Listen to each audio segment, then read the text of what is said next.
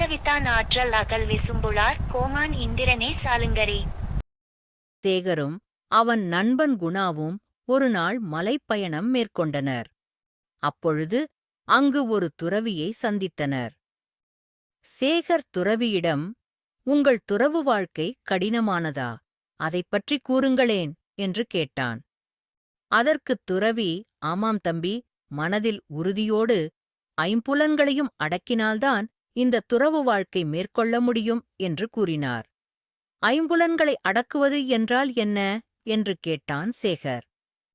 கண், காது, மூக்கு, வாய், உடல் மூலம் ஏற்படுகின்ற ஆசைகளையும் உணர்ச்சிகளையும் ஆய்ந்து அறிந்து பின் அதை அடக்கி ஆள்வதுதான் ஐம்புலன்களை அடக்குவது என்பதற்கு அர்த்தம் என்று கூறினார் துறவி.